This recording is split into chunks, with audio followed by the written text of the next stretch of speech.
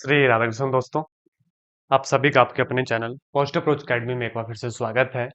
मेरा नाम नितेश भारद्वाज और आप सभी पोस्ट अप्रोच अकेडमी का एस्पायरेंट्स हैं। जैसा कि आप सभी जानते हैं कि रोज रात 9 बजे आप सबके लिए जो है प्रैक्टिस सीरीज हमारे चैनल के माध्यम से चलाई गई है, जिसमें फिजिक्स हो, मैथमेटिक्स हो और अब केमिस्ट्री की क्लासेस भी आपकी स्टार्ट हो चुकी है।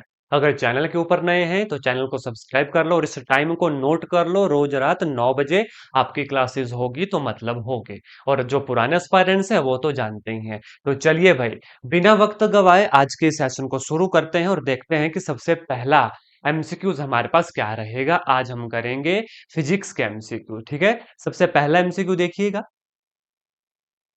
क्या हमारे पास है। और आप सभी जैसा कि जानते हैं यह एक प्रैक्टिस सीरीज है, बेसिक्स अगर आपके स्ट्रांग नहीं है तो पहले यूट्यूब के ऊपर जाकर हाँ अपने बेसिक स्ट्रांग्स करें, उसकी भी अलग से प्लेलिस्ट है। जब बेसिक स्ट्रांग हो जाए उसके बाद यहाँ पर अपने आप को आंकें, अपना आंकलन करें। है ना, पढ़ो, पहला क्वेश्चन स्क्रीन के ऊपर आ चुका है। The block of mass m is pulled along a horizontal frictionless surface by a rope of small m. If a force P is applied at a free end of the rope, then force exerted by the rope on the block. क्या पूछा है? Force exerted by the rope जो small m मास की है, by the block जो capital M का है। अगर मैं थोड़ा सा एक्सप्लेन करूं ना, मान लो ये हमारे पास कैपिटल M का ब्लॉक है और ये स्मॉल m की रोप है। यहां पर जो हम इसे पुल कर रहे हैं तो ये फोर्स की जगह इन्होंने क्या बोला? पी। अब फोर्स को एफ अज्यूम मत कीजिएगा, इन्होंने फोर्स को बोला पी, तो पी अज्यूम करना है। तो व्हाट इज फोर्स भाई? कायदे से फोर्स कितनी होती है? मास इनटू एक्सेलरेशन होती है। मास आपको पता है ब्लॉक का क्या है? कैपिटल एम है। ये एक्सेलरेशन क्या है ब्लॉक की?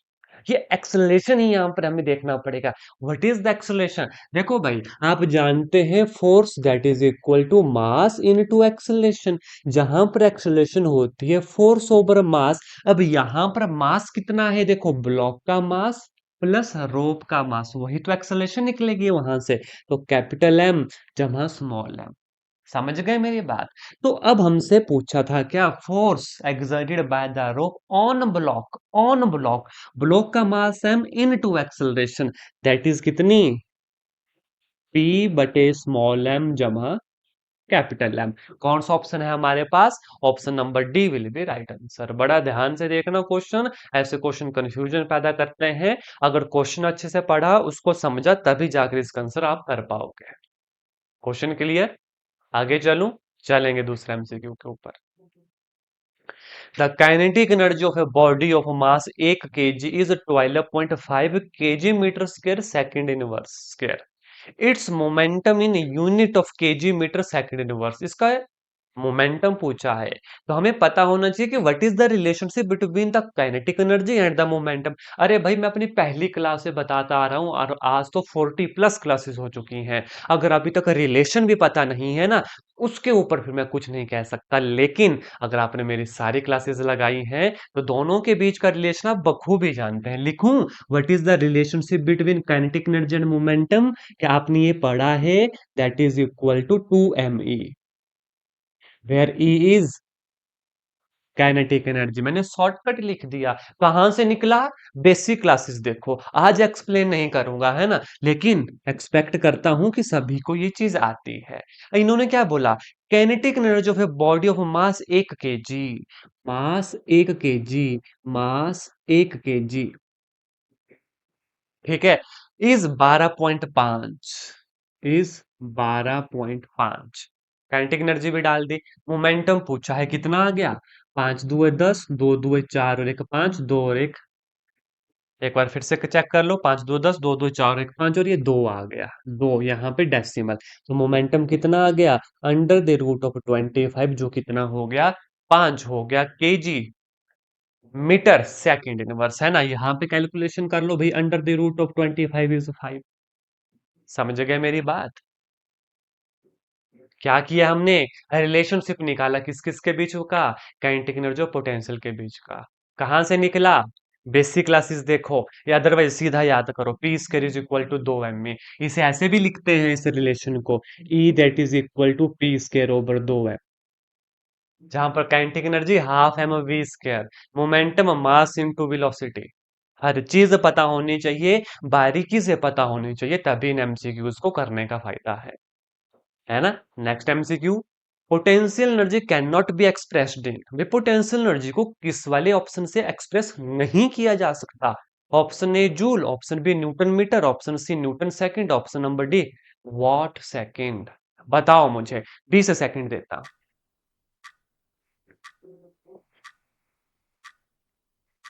20 सेकंड है, कमेंट करो।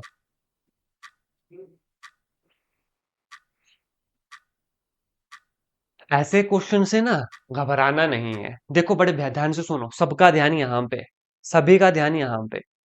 पोटेंशियल एनर्जी बोला, पहले तो ना अपने मन में लेके आ जाओ कि पोटेंशियल एनर्जी के बारे में क्या क्या पढ़ा है। भाई पोटेंशियल एनर्जी हमने पढ़ी है, mgh। पढ़ी है कि नहीं पढ़ी है? कायदे से समझो, mgh पढ़ी है। पोटेंशियल एनर्जी, इसको हम एनर्जी भी लिख सकते हैं भाई, इसको वर्क भी लिख सकते हैं भाई, क्योंकि इन सबकी आपने पढ़ा है यूनिट सेम रहती है। ऐसे चीजें रिलेट करो। अब आप खुद देखो, मास इंटू एक्सेलरेशन इनटू डिस्टेंस।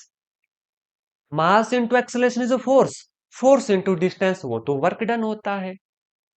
वो तो वर्क डन होता है, जिसकी यूनिट आप एनर्जी भी कह सकते हैं, जूल भी कह सकते हैं। मतलब ऑप्शन नंबर ए तो ठीक है, एक्सप्रेस की जा सकती है। ऑप्शन नंबर बी दूसरा newton metre, yes. Yes newton metre भी अभी हमने पढ़ा, फोर्स डॉट डिस्टेंस आया। Mass into acceleration is force and H is the distance. तो फोर्स की यूनिट न्यूटन, डिस्टेंस की यूनिट मीटर। तो ऑप्शन नंबर बी भी सही जवाब है। इस क्वेश्चन के लिए नहीं, एक्सप्रेस की जा सकती है। ऑप्शन नंबर डी देखो, वॉट सेकंड। क्या हमने ये भी पढ़ा है, पावर होता है वर्क डन ओवर टाइम। तो वर्क कितना होता है, power into time, that is equal to work into watt into second. तो ये भी यूनिट ठीक हो गई। बची क्या, न्यूटन सेकंड। तो कौन सा ऑप्शन से पोटेंशियल एनर्जी को एक्सप्रेस किया नहीं जा सकता, that is newton second. Option number C will be right answer. अब आप बोलोगे गुरुजी कि ये कहां से आपने आंसर कैसे निकाल दिया, तो इसके लिए मैं एक बार फिर से आपको कहूंगा, जब सारे रिलेशन पता होंगे ना, कि वर्क क्या है, एनर्जी क्या है, पावर क्या है, फोर्स को कैसे कैसे लिखा जा सकता है, इज दैट क्लियर, तब जाकर ये चीजें आप एग्जाम में सही कर पाएंगे। अब जैसे थोड़ा सा एक्सप्लेन और कर देता हूँ, व्हाट इज देखो फोर्स, है ना, आप सभी जानते हैं मास इनटू एक्सेलरेशन। भाई इसे मैं मास इनटू जी भी लिख सकता हूँ, where G is the acceleration due to gravity. What is work done, भाई फोर्स डॉट डिस्प्लेसमेंट होता है। ठीक है, इसे मैं एम ए एस लिख सकता हूँ, इसे मैं एम जी एस लिख सकता हूँ, इसे मैं एम जी एच लिख सकता हूँ, ये मेरी मर्जी। अगर बेसिक्स क्लियर हैं, फॉर्मूलाज क्लियर हैं, व्हाट इज वॉट पावर कितनी होती है, work done divide by time, आप ऐसे लिख लो, है ना। वर्क डन को आप force dot displacement over time लिख लो। Displacement over time is velocity, इसे फोर्स डॉट वेलोसिटी लिख लो। ये आपकी चॉइस है, ये आपकी मर्जी है। अब एनर्जी, पावर इनटू टाइम लिख लो। पढ़ी है ना एनर्जी की यूनिट भी किलोवाट आवर, जहां पर पावर होती है वॉट, टाइम हो गया hour, kilo watt hour is the unit of energy. तो ऐसे रिलेशन ना आपको ये बनाना आने चाहिए।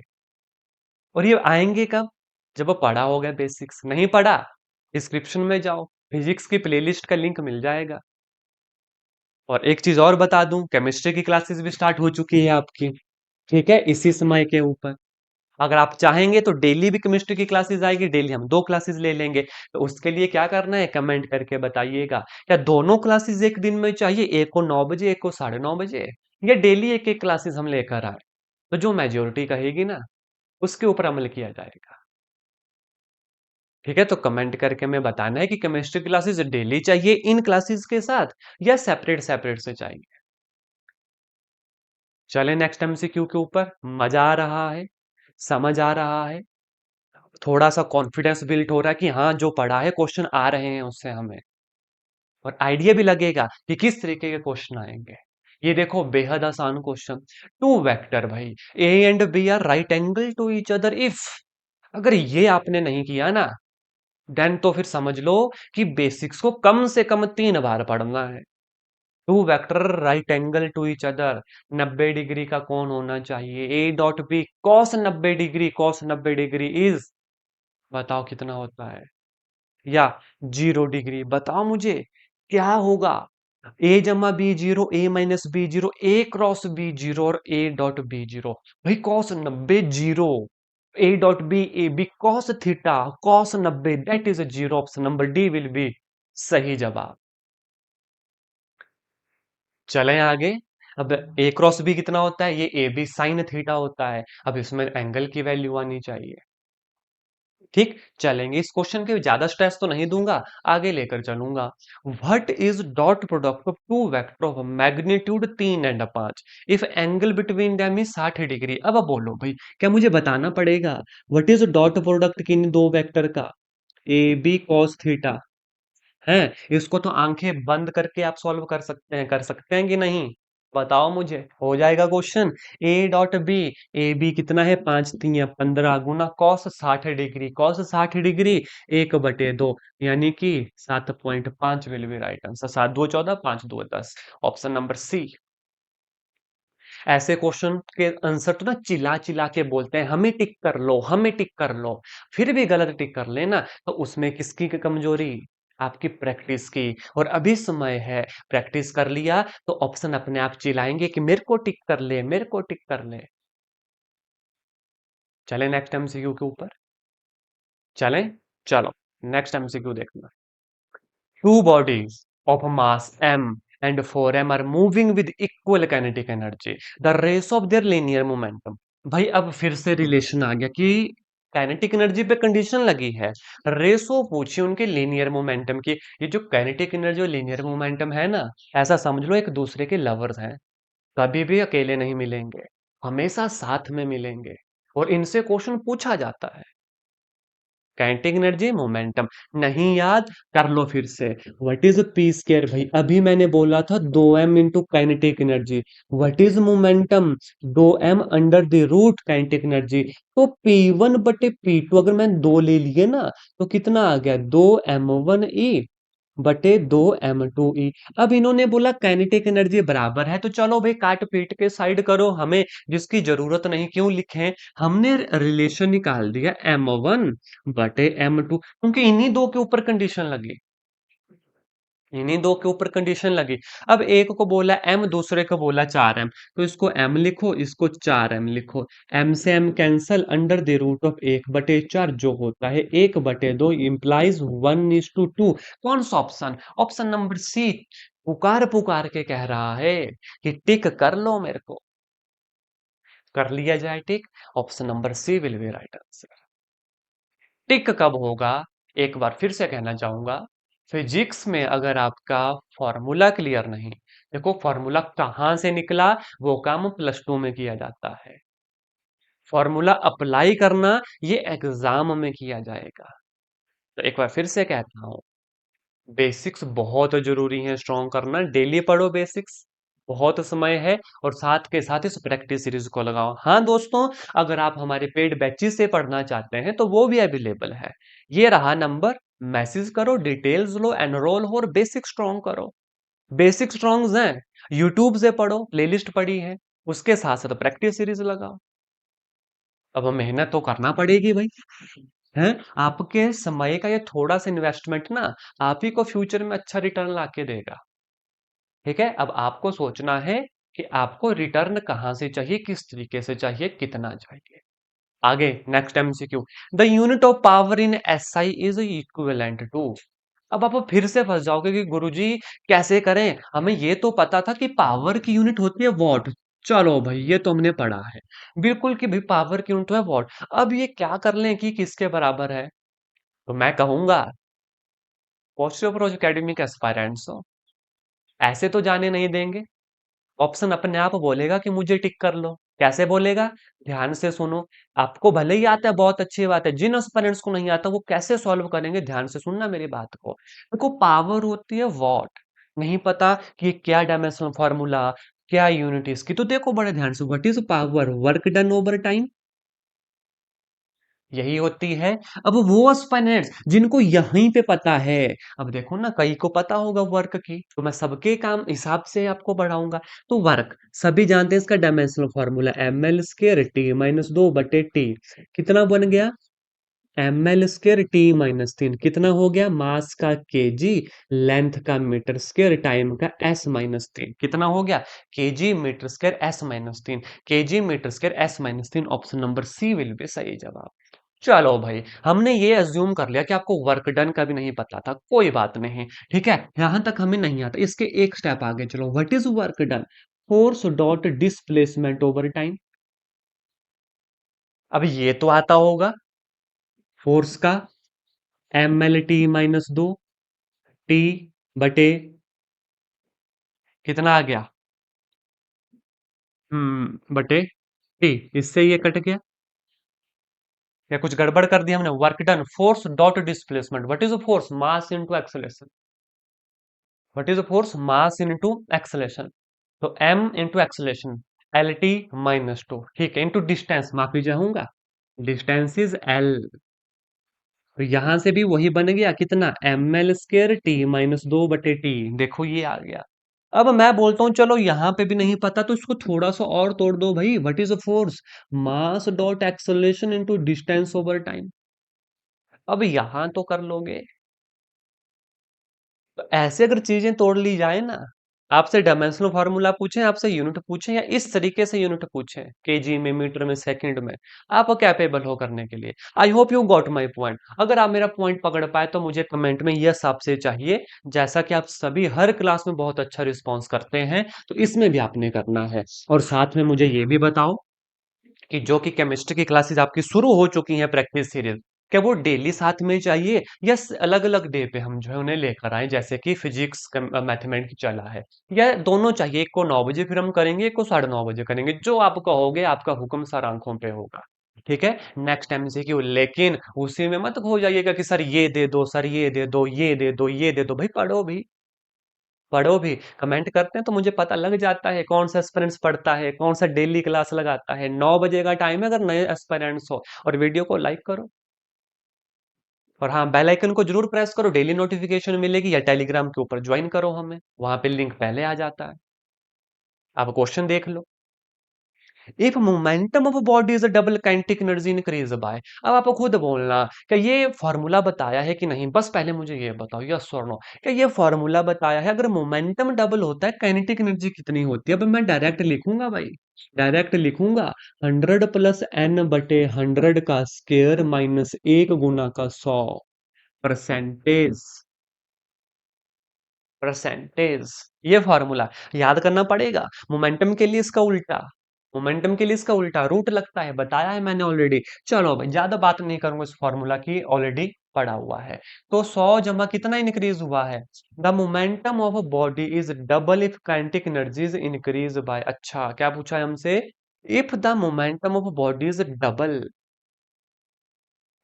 अगर मोमेंटम डबल हो जाता है, काइनेटिक एनर्जी इंक्रीज बाय कितने प्रतिशत से काइनेटिक एनर्जी इंक्रीज करेगी।